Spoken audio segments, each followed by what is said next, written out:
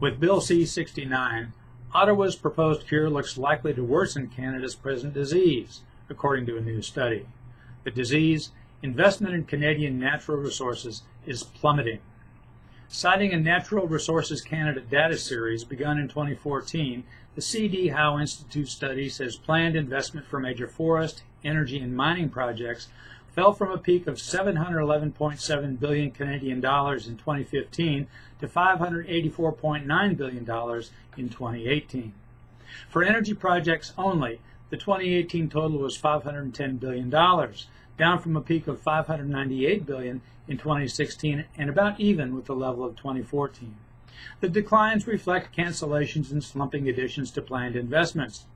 For energy, investment additions fell to $35 billion last year from $146 billion in 2015. Of course, oil and gas investments dropped worldwide in that period, but the Canadian outlay fell more, say study authors Grant Bishop and Grant Sprague, citing data from Statistics Canada and the International Energy Agency. As a share of global upstream investment, the capital outlay in Canadian oil and gas extraction fell from nearly 9% in 2014 to less than 6% last year. As discussed here 2 weeks ago, Bill C-69 purports to cure presumably ill federal approvals apparatus. Vague and open-ended, it mainly would give project opponents new ways to stymie work.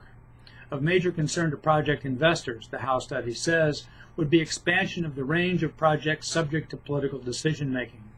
Current law limits decisions by ministers and cabinet officials to projects found after independent analysis likely to produce significant adverse environmental effects.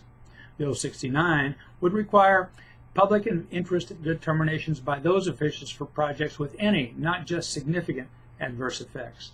Its loose definitions would broaden subjective discretion, and it would require consideration of various new and uncertain factors in any impact assessment. By increasing the role for political decision-making and crowding fuzzy policy questions into project-specific assessments, the study says, Bill C-69 risks amplifying current uncertainty and further undermining investor confidence in Canada. I'm Bob Tippie, editor of Oil and Gas Journal, and that's the editor's perspective, which appeared first in text at www.ogj.com on February 22, 2019.